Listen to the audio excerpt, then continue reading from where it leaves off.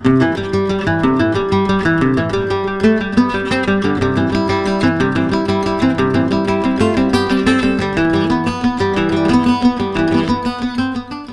மாடு வளர்ப்புல இரட்டை சகோதரர்கள் அசத்தி வராங்க.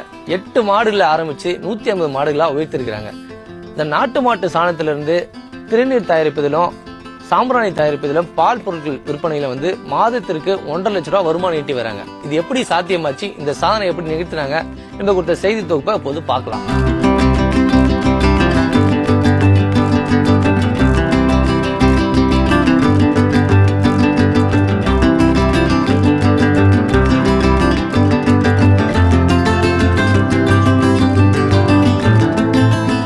விழுப்புரம் அருகே இருக்கக்கூடிய திருவாமுத்தூர் என்ற பகுதியில வருண் தருண் ஆகிய இரட்டை சகோதரர்கள் நாட்டு மாடு வளர்ப்புல ஆர்வம் கொண்டு முதல்ல 8 மாடு வளர்ப்புல ஆரம்பிச்சிருக்கிறாங்க. 2017ஆம் ஆண்டு இந்த நாட்டு மாடு வளர்ப்புல ஆரம்பிச்சவர்கள் இன்னைக்கு 150 மாடுகளை உருவாக்கியிருக்காங்க. இந்த இடத்துல காங்கேயம், கிர் உள்ளிட்ட பல்வேறு வகையான மாடுகள் இவங்க வளர்த்துட்டு வராங்க. இந்த வளர்ப்புல மிகுந்த ஆர்வம் கொண்ட இவர்கள் பட்டதாரி இளைஞர் இருந்தா கூட இந்த நாட்டு மாடு மூலியமாக வரக்கூடிய உப பொருட்கள் மூலமாக வருமானம் ஈட்டி வருகிறாங்க.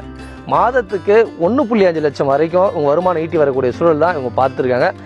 கடந்த 10 வருடங்களாக இவங்க அவங்களுடைய கடின உழைப்பை போட்டு மிகப்பெரிய ஒரு வளர்ச்சி அடைஞ்சிருக்கிறாங்க.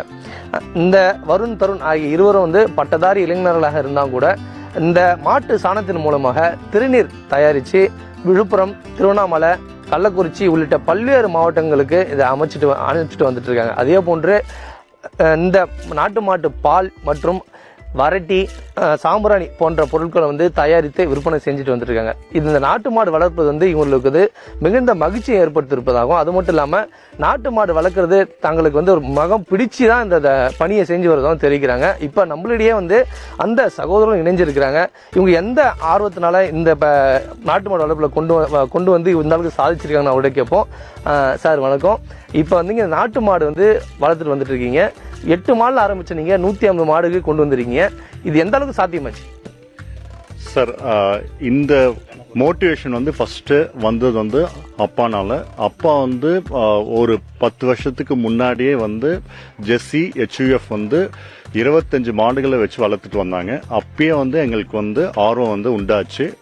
அன்னைக்கு வந்த ஆர்வம் ஒரு 10 வருஷம் கழிச்சு நாங்க ஜெஸ்ஸி HUF எல்லாம் விட்டுட்டு நாட்டு மாடுகளை உருவாக்கணும். நாட்டு மாட்டு பால் உருவாக்குறதுனால மருத்துவ குணங்கள் ரொம்ப ரொம்ப அதிகம் அப்படின்றது தெரிஞ்சது. நெக்ஸ்ட் ஃபேட் எல்லாமே பாத்தீங்கன்னா உங்களுக்கு 4 to 8% வரைக்கும் குட் ஃபேட் இருக்கு.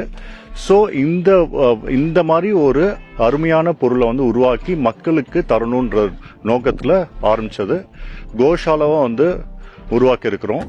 கோஷாலா பார்த்தீங்கன்னா யூஸ்வலாக காலை எல்லாம் தந்துடுவாங்க. பட் ஆனால் நாங்கள் காலை எதுவுமே தரதில்லை. கிட்டத்தட்ட ஒரு 40 காலை மேலே இங்கே இருக்கு. எல்லா இனமே இருக்கு. நாங்கள் கிர்ரு, ஷாகிவால், காங்கயம், காங்கிரஜ், புங்கனூர் தாண்டி தமிழ் பிரீட் பார்த்தீங்கன்னா உங்களுக்கு உம்பலச்சேரி இருக்கு. எல்லாமே பிரீடிங் தனித்தனியாக நாட்டு மாடுகளே ஒன்று சேர்த்து அந்த நாட்டு மாடுகளே தனித்தனியா பிரிச்சு அதனோட இனத்தை எவ்வளவு தூய்மையா வளர்க்கணும்னு சொல்லிட்டு ஸ்டார்ட் பண்ணது தான். இன்னைக்கு 150 கோமாதா இருக்காங்க. எங்களோட இலக்கு பார்த்தீங்கன்னா அடுத்த ஒரு 10 வருஷத்துல ஒரு 1000 கோமாதா உருவாக்கணும்ன்ற நோக்கத்துல ஸ்டார்ட் பண்ணிருக்கிறோம் சார். நீங்க சொல்லுங்க, இரட்டை சகோதரா இருக்கீங்க, 2 பேரும் பட்டதாரி இளைஞரா இருக்கீங்க. எந்த ஆர்வத்தினால இந்த மாடு உங்களுக்கு இந்த எண்ணம் தோணுச்சு? 2 பேரும் இணைஞ்சு இதை உருவாக்கி இந்த அளவுக்கு 150 மாடு வளர்த்துட்டு வரீங்க? நாங்கள் நாட்டு மாடு மட்டும் இல்லை சார், நாங்கள் விவசாயி, நாங்கள் ஆர்கானிக் விவசாயம் பண்ணுன்ற மாதிரி பிளான் பண்ணோம். அப்போ எங்களுக்கு ஃபஸ்ட்டு சொன்ன என்னன்னு கேட்டிங்கன்னா, நீ ஆர்கானிக் பண்ணால் நாட்டு மாடு இல்லாமல் பண்ண முடியாது. ஒரு ஏக்கருக்கு மினிமம் 4 மாடாக வேணுன்ற மாதிரி நாங்கள் இன்ஃபர்மேஷன் கேதர் பண்ணோம். அதுக்கப்புறம் நாட்டு மாடு வளர்க்க ஸ்டார்ட் பண்ணோம். இப்போ அல்லது பார்த்தீங்கன்னா இயற்கையான முறையில் நாங்கள் சாணம் கிடைக்குது. அடுத்து விவசாயம் பண்ணனால விவசாயம் நல்லா இருக்கு, நாட்டு மாடையும் பெருக்கின மாதிரி இருக்கு. அதுக்காக நாங்கள் நாட்டு மாடு பண்ணலான்ற மாதிரி ஸ்டார்ட் பண்ணோம். இப்போ இந்த நாட்டு மாடு வளர்ப்பில் உங்களுக்கு குடும்பத்தில் எந்த அளவுக்கு ஒத்துழைப்பு கொடுத்தாங்க? அதே போன்று இந்த நாட்டு மாட்டு மூலயமா திருநீர் தயாரிக்கிறீங்க, சாம்பிராணி தயாரிக்கிறீங்க, நாட்டு பாலும் கொடுக்குறீங்க. எந்த அளவுக்கு மக்களோட வரவேற்பு இருக்குது?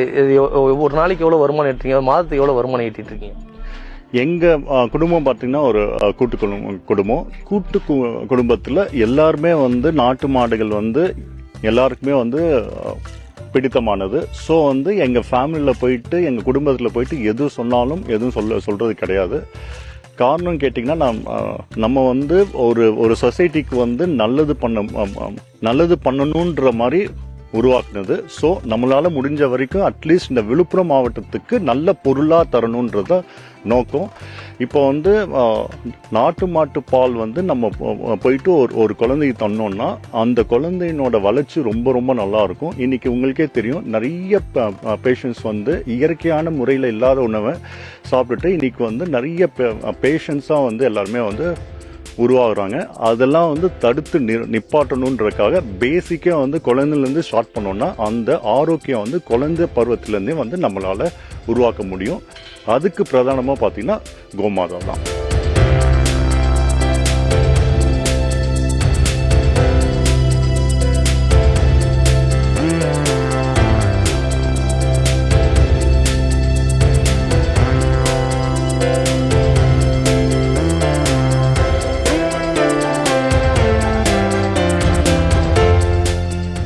இயற்கையான முறையில் வந்து திருநீர் தயாரிக்கிறது வந்து கடந்த காலம் இருந்து தற்போது குறைஞ்சிருக்குது. அப்படி இருக்கும்போது நீங்கள் இந்த இயற்கையான முறையில் நாட்டு மாட்டு தான் பயன்படுத்தி இந்த சாணம் தயாரிக்கணும் அப்படின்றது எப்படி தயாரிக்கிறீங்க? அதுக்கான எப்படி முறைகள் பயன்படுத்துறீங்க? இப்போ நம்ம ஊரில் பார்த்தீங்கன்னா கோயிலில் எல்லா கோயிலுமே வந்து ஒரு விபூதி தருவாங்க. விபூதி தரக்கூடிய நோக்கம் பார்த்தீங்கன்னா அந்த திருநீர் வந்து நம்ம வந்து நெத்தியில் பூசிட்டு அதை வந்து ஒரு பிஞ்ச் எடுத்து வாயில் போட்டோம்னா அந்த ஒரு பிஞ்ச் வந்து நம்ம உடலுக்கு வந்து ஆரோக்கியமாக வந்து தந்துட்டு இருந்தோம். பட் ஆனால் இன்னைக்கு எல்லாமே மாறிட்டு எல்லாமே வந்து ரசாயனமாக வந்து மாறுது. ஸோ அந்த ரசாயனத்தை எல்லாமே வந்து நம்ம திரும்பி வந்து மாற்றணுன்றதுக்காக நாட்டு மாட்டு சாணத்துலேருந்து எடுத்து அதை வந்து நம்ம வந்து பதிர் போட்டு நம்ம உருண்டை பிடிச்சி அதை வந்து அப்படியே வந்து நெருப்பு வச்சுட்டு அதை வந்து நம்ம வந்து இயற்கையான முறையிலேயே வந்து விபூதி தரதுனால திரும்பியுமே வந்து நம்ம கோயிலுக்கு வரக்கூடிய ஒவ்வொரு பக்தர்களுமே வந்து அந்த தரக்கூடிய அந்த விபூதி வந்து நிச்சயமா வந்து எடுத்து வாயில போட்டாங்கன்னு சொன்னா இது வந்து மருத்துவமா வந்து மாறத்துக்கு நிறைய வாய்ப்புகள் உண்டு. ஸோ வந்து நம்ம வந்து ஒன்னொன்னுமே வந்து பழச வந்து விட்டுட்டே வர்றதுனால நம்மளோட உடல்ல வந்து நடக்கக்கூடிய எல்லாமே வந்து ரசாயனம் கலந்து எல்லாமே வந்து மாறிட்டு வர காலத்துல திரும்பியுமே வந்து நம்ம வந்து பழசுக்கு தான் போகணும். அதுதான் வந்து ஹெல்த்தி கூடன்னு சொல்லிட்டு அந்த ஒரு மோட்டிவ்ல வந்து நாங்கள் வந்து விபூதி வந்து தயாரிக்க ஆரம்பித்தோம். இப்போ வந்து விழுப்புரம் மாவட்டத்தில் வந்து எல்லா கோயில்களுக்கும் தந்துட்டு இருக்கோம். நெக்ஸ்ட் வந்து உங்களுக்கு வந்து வடக்கு வரைக்கும் காசி வரைக்கும் தந்துட்டு வரோம். ஸோ நம்மளால முடிஞ்ச வரைக்கும் நல்ல பொருளை போயிட்டு மக்கள்கிட்ட சேர்க்கணுன்ற ஒரே நோக்கம் தான் சார். சாணத்தை வந்து வரட்டியாகவும் கொடுக்குறோம், அது மாதிரி அந்த கோமியத்தையும் கொடுக்குறோம். அதே போன்று இந்த நாட்டு மாட்டு சாணத்தில் வந்து திருநீரை தயாரிச்சும் கொடுக்குறோம். இந்த திருநீரை வந்து ஏன் நாட்டு மாட்டில் வந்து சாணத்தில் தயாரிக்கணும்? ஏன்னா நாட்டு மாடு மட்டும்தான் திமில் இருக்கும் சார். எல்லாம் திமில் என்ன பண்ணணும்னு கேட்டிங்கன்னா சன்லைட்டை உள்ளே வாங்கி ஃபுல் உடம்பு தரும். அது அந்த திமில இருக்க அந்த சன்லைட்டில் இருக்க எனர்ஜி டோட்டல் எனர்ஜியும் அந்த சாணத்தில் வரும். அந்த சாணத்தை நம்ம யூஸ் பண்ணதுனால உங்களுக்கு வந்து ப்ராப்பரான ஒரு இது கிடைக்கும், விபூதி கிடைக்கும். அது மருத்துவ குணமோட இருக்கும். அதுக்காக நாட்டு மாட்டு சாணம் வந்து அதுவும் பார்த்தீங்கன்னா பசு மாட்டுலேருந்து எடுத்து பண்ணுறோம். காளை மாட்டுலேருந்து எடுத்து பண்ண முடியாது, பண்ணவும் கூடாது. நாங்கள் வந்து ப்ராப்பராக வந்து பசு மாட்டுலேருந்து எடுத்து அதை ப்ராப்பரான மெத்தடில் பண்ணுறதுனால நீங்கள் அப்படியே இன்டேக் பண்ணாலும் உங்களுக்கு ஒன்றும் வராது.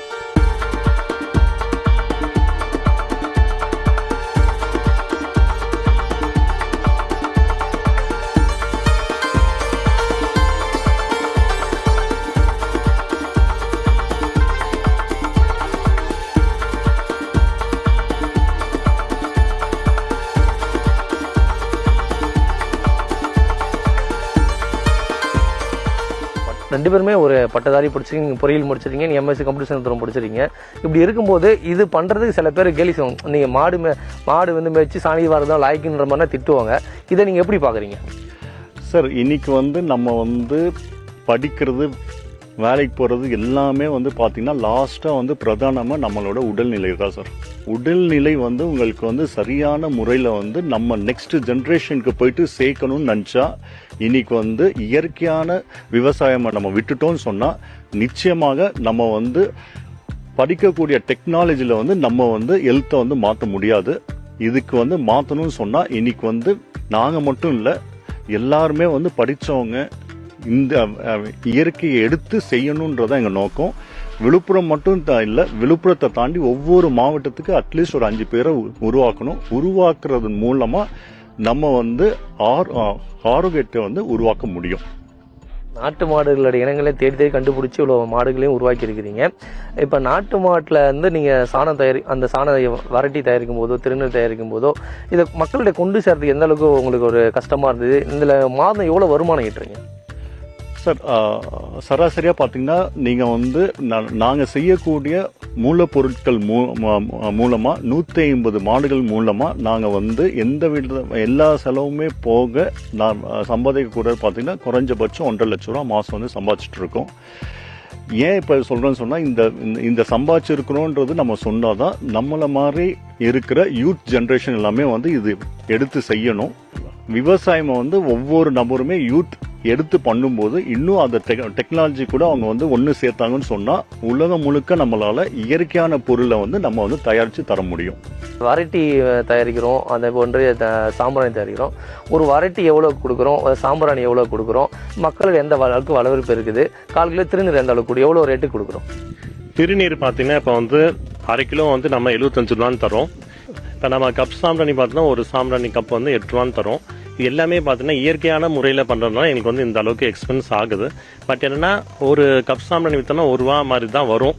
பட் நீங்கள் வால்யூம் பண்ணும்போது நல்லா நீங்கள் சம்பாதிக்கலாம். ப்ளஸ் வந்து இன்ஹேல் பண்ணும் போதும் பார்த்தீங்கன்னா இயற்கையான இது மூலப்பொருள் இருக்கனால இன்ஹேல் பண்ணவங்களுக்கு எந்த ஒரு பாதிப்பும் இருக்காது.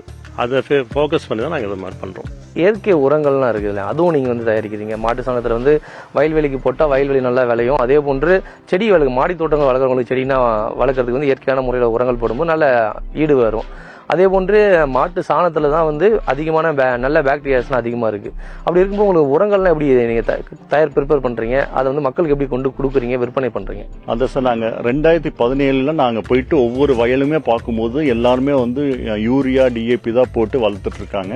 ஸோ வந்து அந்த மண் எல்லாமே வந்து இன்னைக்கு வந்து ரசாயனமாக இருக்குது. அந்த ரசாயனமை வந்து மாற்றணும்னு சொன்னால் நம்ம வந்து மண்புழு உரம், வெர்மி கம்போஸ்ட்னு சொல்லிட்டு சொல்லக்கூடிய மண்புழு உரத்தை வந்து நம்ம தயாரித்து நம்ம வந்து நிலத்துக்கு தரும்போது அந்த நிலம் வந்து ரசாயனம்லேருந்து மீட்டு இயற்கையான முறையில் வந்து நம்மளால் விளைக்க முடியும்.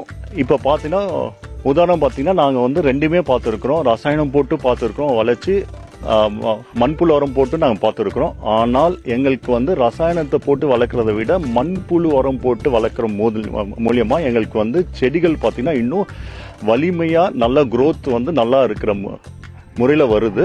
ஸோ வந்து மண்புழு வந்து இனி பார்த்தீங்கன்னா மண்ணில் வந்து மண்புழுவே கிடையாது. அது எல்லாமே வந்து நம்ம ரசாயனம் போட்டு அழிச்சதுனால திரும்பி வந்து இதை உருவாக்கி மக்களுக்கு தந்தோன்னு சொன்னால் உங்களுக்கு வந்து அந்த செடிகள் மூலயமா வரக்கூடிய காய்கறிகள் பழங்கள் எல்லாமே வந்து இயற்கையாகவே இருக்கிறதுனால அந்த சத்து வந்து நம்ம சாப்பிடும்போது நம்மளுக்கு வந்து ஆரோக்கியமாக இருக்க முடியும்.